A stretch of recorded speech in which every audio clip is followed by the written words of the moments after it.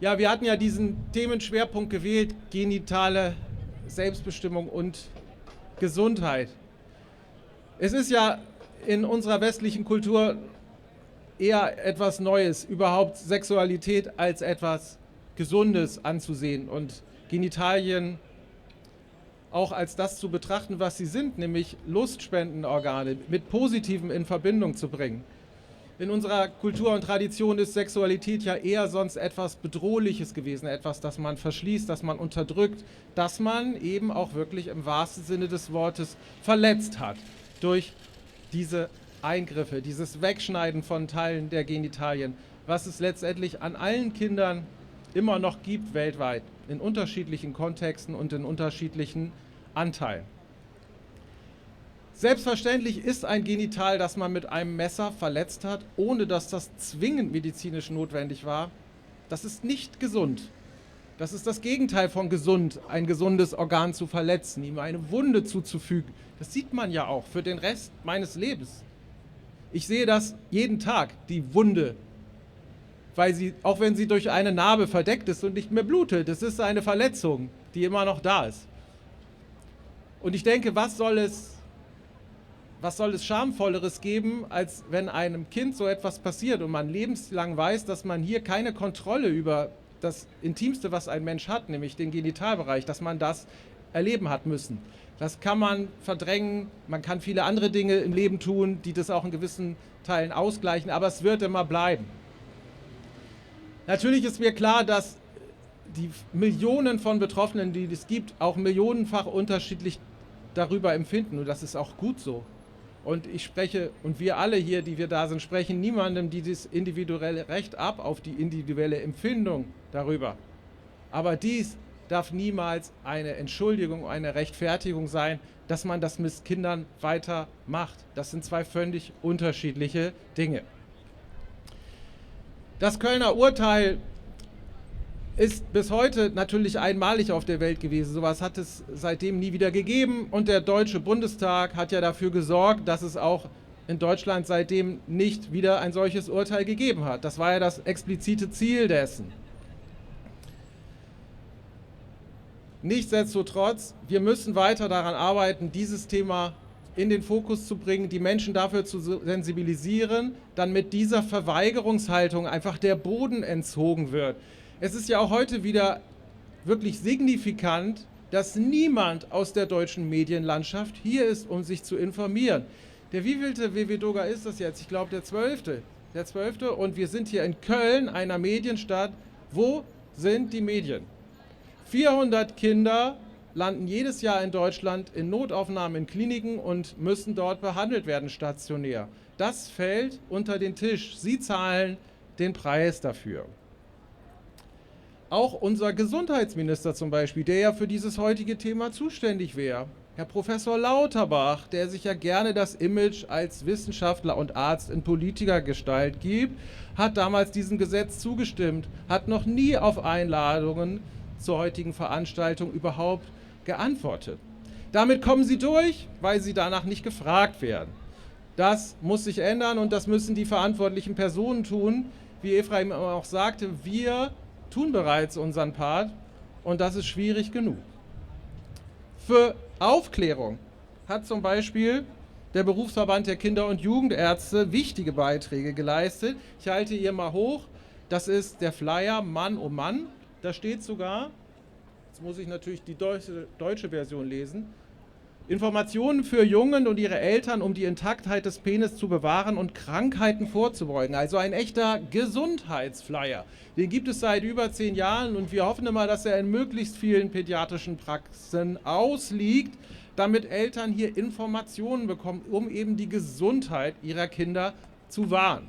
Ganz wichtig, und den gibt es in arabischer und türkischer Sprache ebenfalls. Mir ist bisher nicht bewusst, dass es das von einem anderen medizinischen Fachverband weltweit gibt. Auch was die Forschung angeht, hat sich ja einiges getan. Die medizinischen Leitlinien wurden beim WW-Doga schon einmal vor einigen Jahren vorgestellt zum Thema Phimose und Paraphimose, also zu sogenannten Vorhautengen. Ich war selber Mitglied dieser Leitlinienkommission und habe erlebt, wie dort einfach jede Menge rausgeflogen ist, was da immer drin stand, obwohl es nie wissenschaftliche Daten dazu gab. Und das ist ja wissenschaftliche Arbeit, so habe ich als Laie gelernt. Das muss alles immer Daten haben. Dafür muss man Quellen haben und Untersuchungen angestellt. Und wenn das nicht der Fall ist, dann hat das da drin auch nichts zu suchen. Und das hat die Leitlinie sehr verbessert. Besonders geht es da eben immer um diesen Fakt, diese Diskussion, ab wann müsste denn eine kindliche Penisvorhaut beweglich sein, ob das tatsächlich dringend mit dem Erlernen der Grundrechenarten und der Rechtschreibung zu tun hat, also beim Schuleintritt schon sein muss, oder ob man das Kind einfach individuell sich entwickeln lassen kann. Natürlich, solange es keine Beschwerden hat. Jeder Mensch, der Beschwerden hat, hat ein Recht auf Behandlung und auf Abhilfe bei Beschwerden. Aber da ist auch mit Sicherheit nicht Abschneiden das erste Mittel. Auch dafür gäbe es nämlich keine Daten, dass das erste Mittel sein dürfte.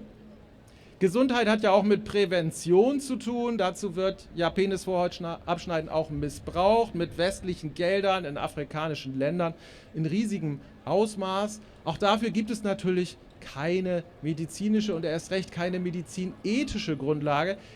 Ich lade ein, diese Leitlinie einmal zu lesen, auch das Kapitel Prävention. Da ist nämlich eine wunderbare Einleitung, wo klargestellt wird, welche Kriterien da eigentlich zu beachten sind. Erstmal muss, wenn es sich um ein Kind handelt, das in die präventive Maßnahme nicht selbst einwilligen kann, muss sichergestellt sein, dass die Maßnahme unbedingt bereits in diesem Alter erfolgen muss, um den präventiven Effekt zu erzielen. Und es muss sichergestellt sein, dass nicht minderinvasive Maßnahmen den gleichen Effekt erzielen. Daran scheitert sämtliche HIV-Prävention mit Abschneiden von kindlichen Penisvorhauten ja derartig krachend, ja, dass das eigentlich längst sich auch gegen die finanziellen und kulturellen und traditionellen Interessen, wie auch immer dieser Irrsinn dort zustande gekommen ist, sich dagegen durchsetzen müsste. Auch dazu braucht es mehr Öffentlichkeit, obwohl es ja diesen wunderbaren Artikel im Geo-Magazin 2015 gab, der entgegen die Ankündigung damals nur auf Deutsch und nicht auch in 12 anderen Sprachen, wie ursprünglich anvisiert war, veröffentlicht wurde. Warum auch immer das der Fall war. Natürlich können nicht nur Penisvorhäute erkranken. Das ist auch nochmal wichtig beim Thema Gesundheit. Wir müssen ja mal bei allem, was wir schreiben, nicht therapeutisch oder nicht medizinisch notwendige Penisvorhautamputation. Komischerweise macht man das bei Vulven nicht. Selbstverständlich sind Penisse nicht die einzigen Genitalien, die Hauterkrankungen mit sich bringen können, die vielleicht auch letztendlich im extremsten Fall auch mit Abschneiden therapiert werden müssten. Das gibt es zum Beispiel auch an Vulven. Seltsamerweise wird das aber nie in dem Zusammenhang thematisiert, dass es auch dort in seltenen Fällen Eingriffe geben kann, die, wenn sie ohne medizinische Notwendigkeit durchgeführt würden und ohne Einverständnis der betreffenden Person, als weibliche Genitalverstümmelung bewertet würden, nach Definition der WHO. Das würde auch zu einer Versachlichung der Diskussion führen. Bei Personen mit genitalen Varianten haben wir seit einigen Jahren ein Schutzgesetz, das vereindeutigende Operationen nicht mehr mit dem Elternrecht rechtfertigt. Ich bin gespannt, wie hier sich die Zahlen entwickeln und wie das letztendlich dann auch zum Kinderschutz beiträgt, das wir uns natürlich extremst wünschen.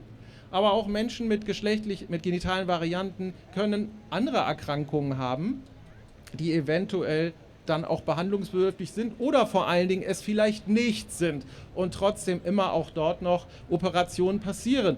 Und diese Debatte muss auf wissenschaftlicher Ebene geführt werden mit Beteiligung der Betroffenen, so wie wir das bei dieser Fimose-Leitlinie ja auch getan haben. Denn zum Glück, und das ist auch richtig so, medizinische Leitlinien werden nicht vom Deutschen Bundestag gemacht. Das gehört in die Hände der Wissenschaft. Da können auch Fehler passieren, aber sie sind eher bereit, sich klaren Kriterien zu stellen. Bei der Politik weiß man das nie. Ab und zu sind sie durchaus auch bereit, sich ihre Politik nach Wissenschaft auszurichten, aber das hängt immer davon ab, ob sie auf einmal Entscheidungen treffen, anderen Dingen Prioritäten zu verleihen. Wie wir das ja beim sogenannten Beschneidungsgesetz gesehen haben, das Jahr 2012, das muss man immer wiederholen, von allen pädiatrischen Fachgesellschaften in Deutschland abgelehnt worden ist. Zuletzt noch etwas für die Zukunft. Es fällt mir manchmal etwas schwer, aber dann rafft man sich wieder auf und versucht doch positiv in die Zukunft zu blicken. Und was mir da eigentlich die größten Hoffnungen macht, sind die Transferleistungen. Ich bin ja selber Musiker und wenn man in einer Probe erklärt bekommt, wie man eine gewisse Stelle musikalisch auszuführen hat, dann erwarten normalerweise die Probe leitenden Personen, dass man das an ähnlichen Stellen dann auch gleich genauso macht und überträgt und man nicht einmal noch mal alles von vorne erklären muss.